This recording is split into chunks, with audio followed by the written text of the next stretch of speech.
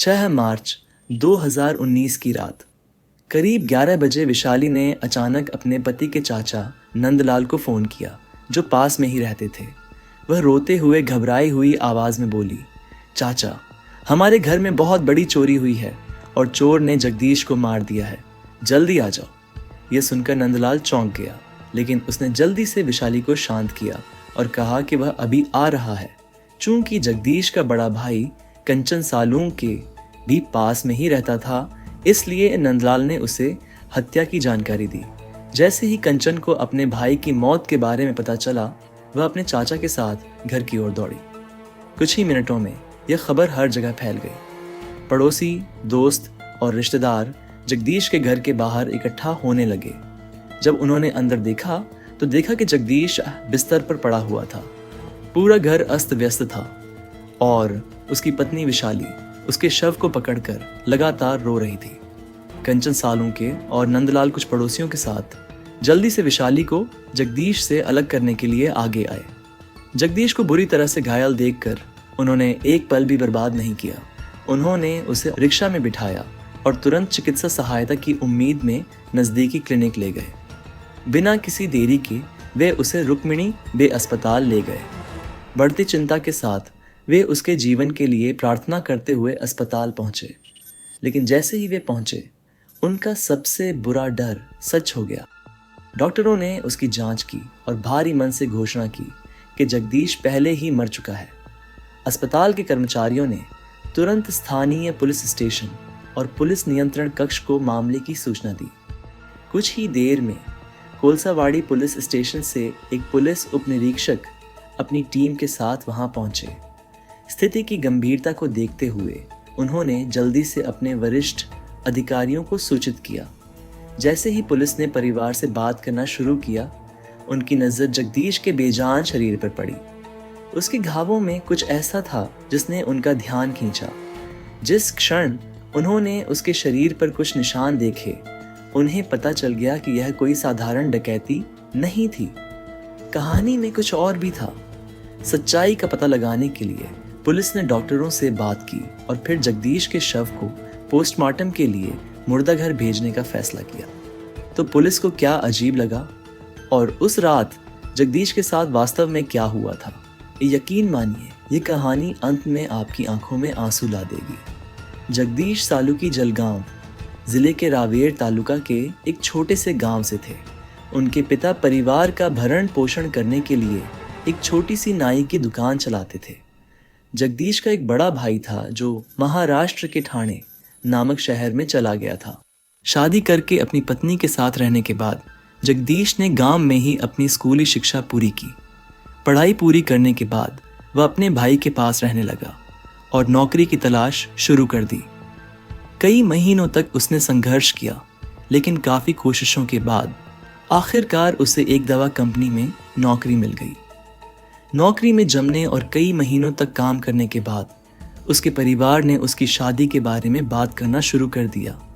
चूंकि अब उसे अच्छी तनख्वाह मिल रही थी, इसलिए वह शादी के लिए तैयार हो गया। जल्द ही शादी के प्रस्ताव आने लगे। जगदीश के लिए आए कई शादी के प्रस्तावों में से एक सबसे अलग था। मलाड की 22 वर्षीय खूबसूरत लड़की वैशाली ठाकरे। जैसे ही जगदीश के परिवार ने उसकी फोटो देखी, वे तुरंत प्रभावित हो गए। उन्हें लगा कि वह उसके लिए एकदम सही जोड़ी है। उत्साहित होकर उन्होंने जगदीश को भी तस्वीर दिखाई। जब जगदीश ने वैशाली की फोटो देखी तो उसे भी वह पसंद आ गई। बिना किसी हिचकिचाहट के उसने प्रस्ताव पर सहमति दे दी। फिर उनके परिवारों ने बातचीत शुरू की और जल्द ही सारी बातें फाइनल हो गईं। उसके बाद जगदीश और वैशाली की कई बार मुलाकात हुई। हर मुलाकात उन्हें करीब लाती गई और वे दोनों शादी के विचार से सहज महसूस करने लगे। आखिरकार वह खास दिन आ ही गया जब उनकी सगाई हो गई। सगाई के बाद वे फ़ोन पर ज़्यादा बात करने लगे। उन्होंने अपने विचार, सपने और उम्मीदें साझा की। धीरे धीरे एक दूसरे को बेहतर ढंग से समझने लगे। उनका बंधन मजबूत होता गया और अगले 6 महीनों तक उनके बीच सब कुछ सुचारू रूप से चलता रहा। फिर उनके जीवन का सबसे प्रतीक्षित दिन आया, 29 दिसंबर 2018। इस खूबसूरत दिन पर परिवार और प्रियजनों से घिरे जगदीश और वैशाली ने एक जीवन भर साथ रहने का वादा किया। लेकिन शादी के कुछ ही दिनों बाद वैशाली का असली स्वभाव कुछ ऐसा दिखने लगा जिसकी जगदीश ने कभी कल्पना भी नहीं की थी। अपनी शादी के बाद जगदीश और वैशाली कोलशावाड़ी में अपने परिवार के फ्लैट में रहने चले गए। पहले तो सब कुछ ठीक लगा, लेकिन जल्द ही उनकी शादीशुदा जिंदगी बदलने लगी। छोटी मोटी असहमतियां रोजमर्रा की बहस में बदल गईं और धीरे धीरे उनके घर से शांति खत्म हो गई। जगदीश के परिवार ने समस्याओं को सुलझाने की उम्मीद में वैशाली से बात करने की कोशिश की। उन्हें लगा कि समय के साथ चीजें बेहतर हो जाएंगी, लेकिन एडजस्ट करने के बजाय वैशाली ने यह स्पष्ट कर दिया कि वह उसके परिवार के साथ नहीं रहना चाहती।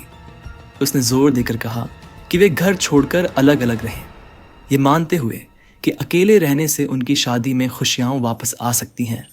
जगदीश सहमत हो गए। एक नई शुरुआत की उम्मीद में उन्होंने उशुआ सदन सहकारी समिति में एक अलग फ्लैट किराए पर लिया, यह सोचकर कि यह निर्णय उनके जीवन में शांति वापस लाएगा। अब इस नए फ्लैट में केवल जगदीश और वैशाली ही साथ रहते थे। उनकी दिनचर्या सामान्य लग रही थी। जगदीश हर सुबह काम पर निकल जाता था, जबकि वैशाली घर पर रहकर घर के काम संभालती थी। 3 महीने बीत गए और उनका वैवाहिक जीवन सुचारू रूप से चल रहा था। झगड़े कम हो गए थे और सब कुछ स्थिर लग रहा था। लेकिन फिर 6 मार्च को कुछ चौंकाने वाला हुआ, जो मैंने आपको पहले ही बताया था। जगदीश के शव को पोस्टमार्टम के लिए भेजने के बाद पुलिस सीधे अपराध स्थल उसके घर की ओर बढ़ी। उन्होंने थाने लौटने से पहले हर कोने की सावधानी पूर्वक जांच की, सुराग ढूंढे। वापस आने के बाद वे मामले को विस्तार से देखने के लिए बैठे। तभी उन्हें कुछ अजीब लगा। तथाकथित डकैती और जगदीश सोलंकी की हत्या में कोई मेल नहीं लग रहा था। यह स्पष्ट था कि यह मामला पहले दिखने से कहीं अधिक जटिल था। मामले को सुलझाने के लिए पुलिस को जगदीश की पत्नी विशाली के बयान की जरूरत थी, लेकिन उस समय वह बोलने के लिए बहुत परेशान थी। इसलिए सीनियर पीआई शाहू राजा ने उसे अगले दिन पूछताछ के लिए थाने आने को कहा। अगले दिन विशाली ने आखिरकार बात की। उसने पुलिस को बताया कि घर पर रात का खाना बनाने के लिए सब्जियां नहीं थीं, इसलिए उसने जगदीश को फ़ोन करके कहा था कि काम से लौटते समय कुछ सब्जियां ले आए, लेकिन वह भूल गया था। वह खाली हाथ घर लौट आई।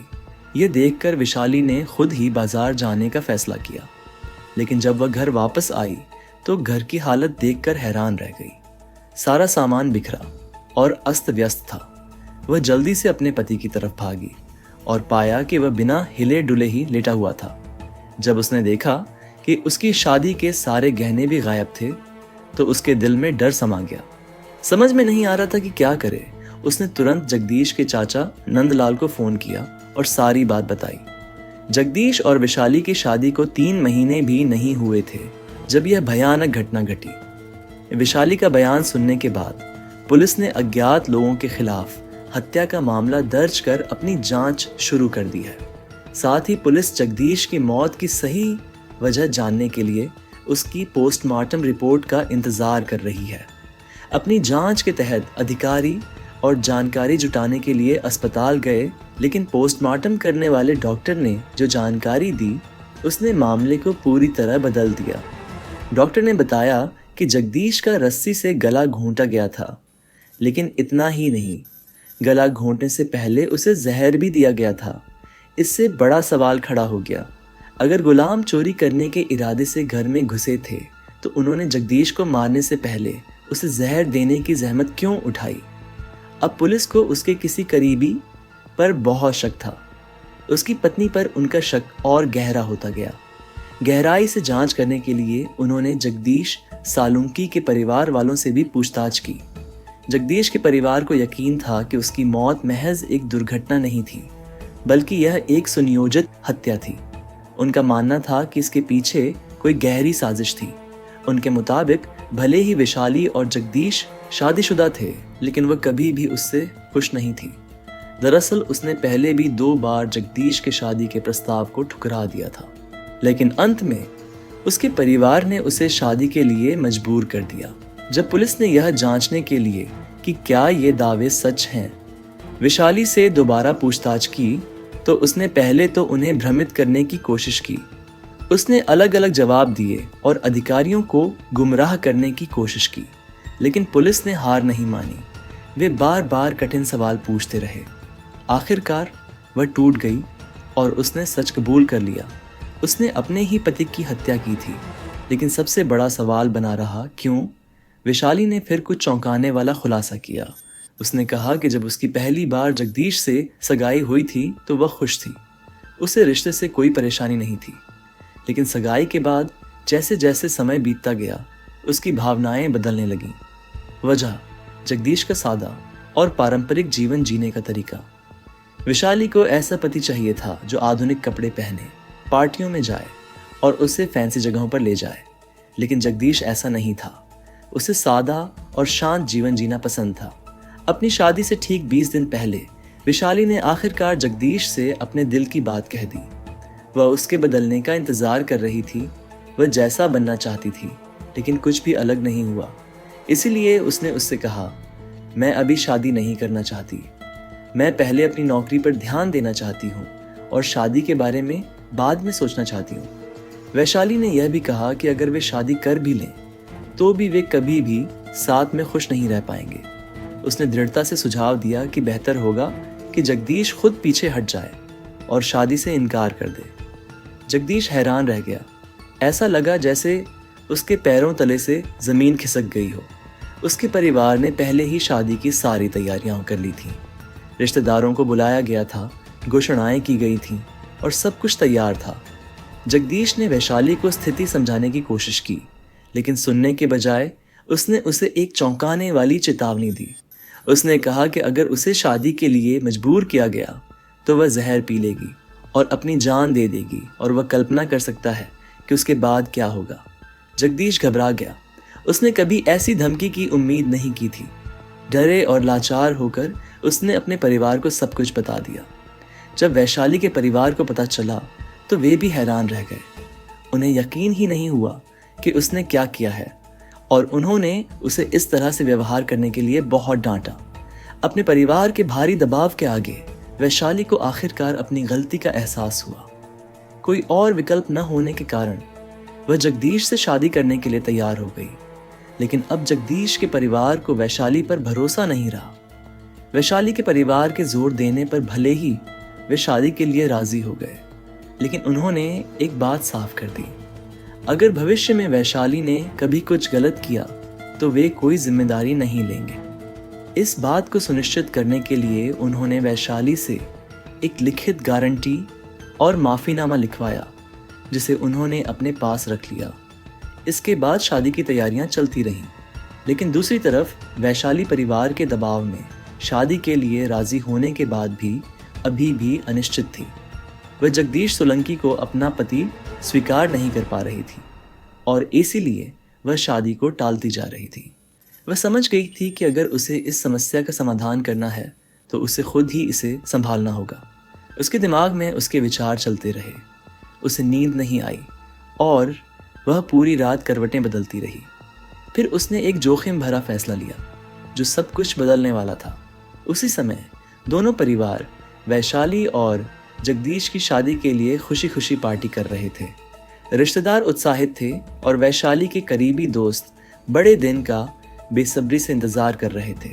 वे उससे बैचलर पार्टी आयोजित करने के लिए कहते रहे, लेकिन वह ये कहकर टालती रही, शायद बाद में।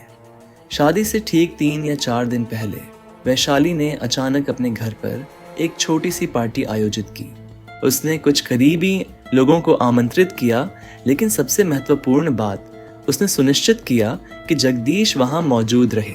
हालांकि जगदीश वैशाली के कहने पर आया था, लेकिन वह पार्टी में खुश या सहज महसूस नहीं कर रहा था। वह बस जल्द से जल्द वहां से जाना चाहता था। लेकिन उसके जाने से पहले वैशाली ने प्यार से उसके लिए एक टिफिन बॉक्स पैक किया और मुस्कुराते हुए उसे थमा दिया। उसने उससे कहा कि घर पहुंचकर इसे खा लेना। हालांकि जगदीश ने वह खाना कभी नहीं खाया। जब उसने घर पर टिफिन खोला तो उसकी नाक में एक अजीब सी गंध आई। कुछ ठीक नहीं लगा। संदेहास्पद उसने खाना न खाने का फैसला किया और खाना फेंक दिया। बाद में वैशाली ने कबूल किया कि उसने चुपके से उस खाने में जहर मिला दिया था, लेकिन अनजाने में ही जगदीश उस दिन मौत से बच गया। 29 दिसंबर 2018 को वैशाली और जगदीश ने धूमधाम से शादी की और हनीमून पर चले गए। जगदीश खुश था, पिछली बातों को भूल गया, लेकिन वैशाली ने शादी को एक समझौते के रूप में देखा। जल्द ही वह छोटी छोटी बातों पर अक्सर झगड़ने लगी। बहस से तंग आकर जगदीश के परिवार ने उन्हें अलग रहने की सलाह दी। जगदीश ने पास में ही एक फ्लैट किराए पर लिया और विशाली के साथ रहने लगा। विशाली यही चाहती थी। विशाली और जगदीश की शादी को 3 महीने भी नहीं हुए थे जब उसने एक चौंकाने वाला फैसला लिया। वह आज़ाद होना चाहती थी और अपनी आज़ादी पाने के लिए उसने कुछ भयानक योजना बनाई। उस दुर्भाग्यपूर्ण शाम को सब कुछ सामान्य लग रहा था, लेकिन विशाली अलग तरह से व्यवहार कर रही थी। वह हमेशा से ज़्यादा खुश थी, ज़्यादा मुस्कुरा रही थी, मीठी मीठी बातें कर रही थी, मानो वह अपने पति से बहुत प्यार करती हो। काम से थके हुए जगदीश को कुछ भी अजीब नहीं लगा। अपनी योजना के मुताबिक विशाली ने चुपके से उसके खाने में चूहे मारने की दवा मिला दी। उसने उसे प्यार से मुस्कुराते हुए खाना परोसा और सुनिश्चित किया कि वह हर निवाला खाए। उस रात बाद में जगदीश हमेशा की तरह बिस्तर पर गया, लेकिन जल्द ही उसके शरीर ने जहर पर प्रतिक्रिया करना शुरू कर दिया। उसे बेचैनी महसूस हुई, उसका पेट दर्द से ऐंठ गया और उसका चेहरा पसीने से लथपथ हो गया। उसने उठने की कोशिश की, शायद बाथरूम जाने के लिए, लेकिन इससे पहले कि वह उठ पाता, विशाली ने हरकत कर दी। उसने जल्दी से एक मजबूत नायलॉन की रस्सी पकड़ी जिसे उसने पहले छिपा रखा था। अपनी पूरी ताकत से उसने रस्सी को उसके गले में कसकर लपेटा और जितना हो सके उतना जोर से खींचा। जगदीश ने संघर्ष किया, उसके हाथ रस्सी को ढीला करने की कोशिश कर रहे थे, उसके पैर घबराहट में लात मार रहे थे, लेकिन विशाली ने नहीं रोका। वह तब तक खींचती रही जब तक उसका शरीर स्थिर नहीं हो गया। फिर बिना समय बर्बाद किए उसने अपना फोन उठाया। घबराई हुई आवाज में उसने जगदीश के मामा नंदलाल सौदा को फोन किया। सदमे में होने का नाटक करते हुए उसने मदद के लिए ऐसे रोना रोया जैसे उससे कुछ पता ही न हो कि अभी क्या हुआ है। हत्या का एकमात्र कारण यह था कि विशाली को एक आधुनिक स्टाइलिश साथी चाहिए था, लेकिन जगदीश एक सीधा साधा आदमी था जो शांत जीवन जीता था, जो उसकी चाहत की चकाचौंध से दूर था।